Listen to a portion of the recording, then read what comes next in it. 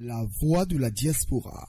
La deuxième réunion annuelle de la branche parisienne de l'International Gender Champions IGC, placée sous l'égide de Louise Mushikiwabo, secrétaire générale de la francophonie, s'est tenue ce lundi 13 décembre 2021 à Paris avec pour thème la déconstruction des stéréotypes sexistes.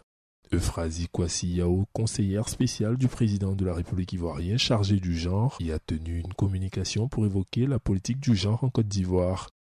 Le programme présidentiel dénommé Compendium des compétences féminines de Côte d'Ivoire, dont elle est la coordinatrice nationale, a été élu Best Practice par l'OIF et l'UNESCO et meilleur programme africain de valorisation des compétences féminines par le PNUD.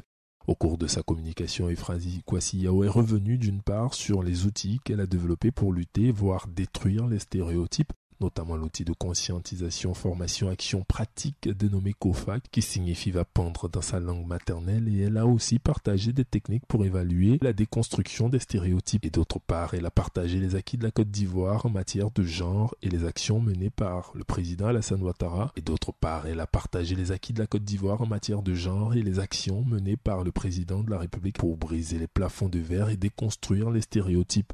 Il s'agit de l'entrée des jeunes filles à l'école militaire préparatoire et à l'entrée des femmes à l'école de gendarmerie dès son accession au pouvoir.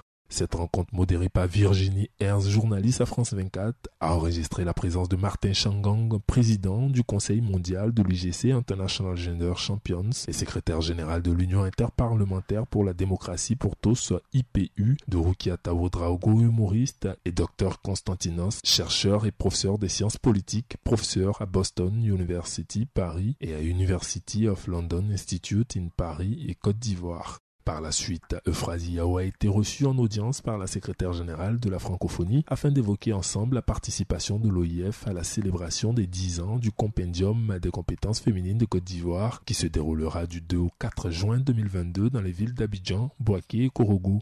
Elle a partagé avec elle les différentes étapes de l'organisation de cette grande manifestation qui va se développer autour du thème valorisation des compétences féminines, une nécessité. Louise Mushikiwabo s'est dite très heureuse de la rencontre et a d'ores et déjà donné son accord de principe pour se rendre en Côte d'Ivoire afin de participer à la célébration du 10e anniversaire du Compendium des compétences féminines de Côte d'Ivoire.